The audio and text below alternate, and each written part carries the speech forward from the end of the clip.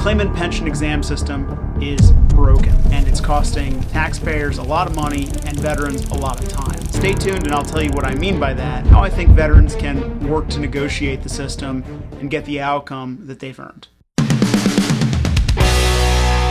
So what do I mean by saying the claimant pension exam system is broken? I'd like to start off with a quote by Albert Einstein. And it's not like I just regularly quote Albert Einstein here, but I think this is actually really important to frame the rest of the discussion. Albert Einstein once said, if I had an hour to solve a problem and my life depended on it, I would spend the first 55 minutes trying to come up with the right question. Now again, I'm paraphrasing a little bit. What he was getting at in that quote was that the answer isn't nearly as important as the questions presented.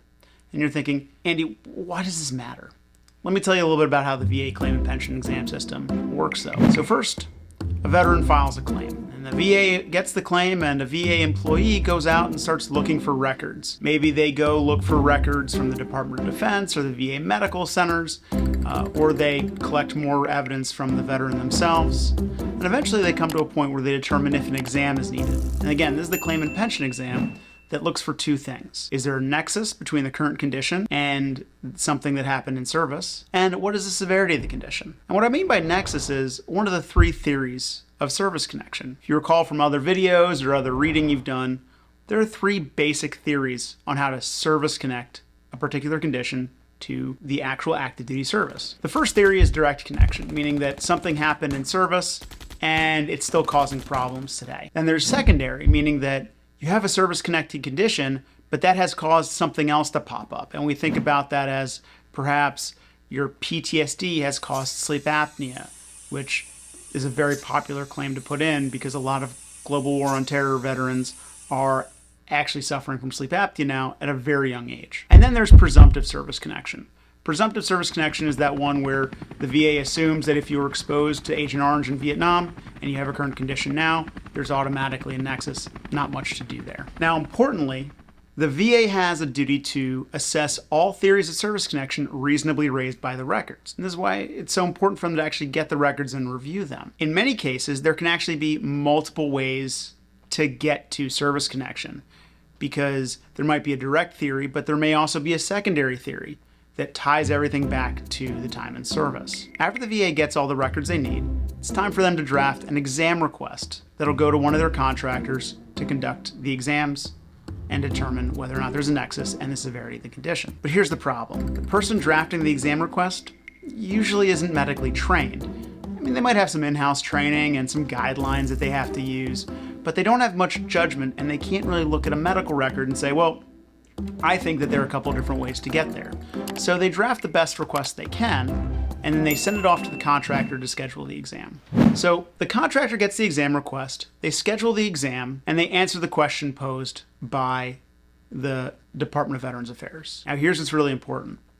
The contractor has to answer the question that the VA asked them. They can't go off script.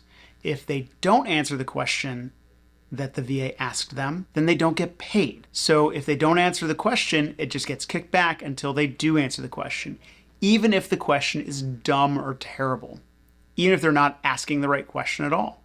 Again, this is where the Albert Einstein quote comes in. For instance, let's say a veteran applies for disability on a direct theory of service connection, and the VA issues an exam request based on that direct theory. And the contractor says, yeah, no, it's not service connected on direct theory, but maybe in their head they're thinking, but I think it might be connected on a secondary basis. Well, guess what? They're not putting that in the exam response because the VA only asked the question, is it connected on a direct theory? This gets really problematic because there might be another road to service connection already in the file, but the VA is not asking the contractor to look at that. Let me give you a real world example. Let's say a veteran applies for headaches and the VA drafts up the exam request, they go to the contractor and the contractor goes, well, I don't see a direct connection, so I'm going to check the block for no service connection.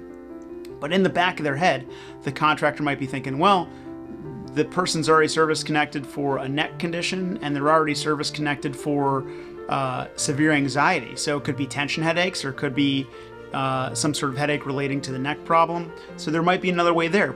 But again, the VA is not asking for the other theories of service connection. They're just asking, is there a direct connection? So goes to the contractor answers no, even if they think that there might be another way to get there. You can see why this is hugely problematic. Now, at this point, you were relying on a very sharp VA employee to go into the file and go, oh, wait a minute, we should have asked for other theories of service connection, or maybe the claimant pension examiner made a note in the file somewhere that says that there is another theory of service connection that needs to be explored. But again, this is relying on a sharp C&P examiner and a sharp VA employee, and we just know that that doesn't always happen. So how do we fix this? Well, if I were in charge, I would redo the whole C&P exam request system.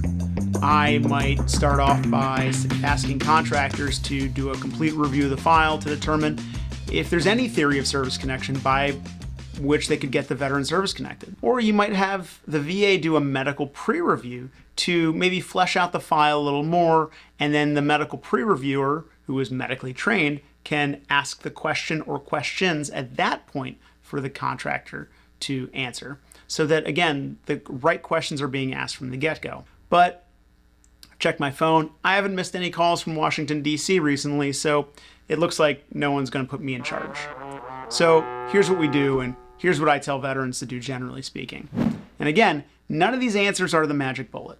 There is no magic bullet. This is a process of persistence and due diligence. First thing you might be able to do is when you apply, whether you're filing a supplemental claim on a previously denied condition or an initial claim on a new condition, you can write a statement to support a claim explaining all of the theories of service connection that you think might apply. You can also submit literature that show a potential theory of service connection. For instance, if you believe that your anxiety has caused your headaches, write that out to explain that. You can also write out saying, I don't know whether it's my anxiety or the fact that I have a neck problem that's causing my tension headaches, but I think, hey, VA, you should evaluate both.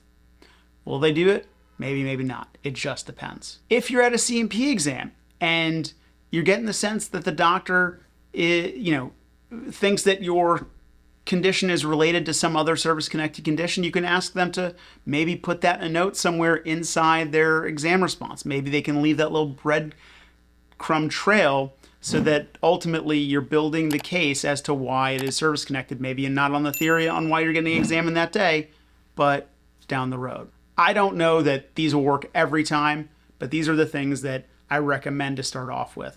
It really depends on the examiner you get, the person that writes the exam request, and whoever reviews the file after the claim and pension exams come back. Now, you might be thinking, Andy, what if I just submit a nexus letter? The VA has to honor nexus letters, right?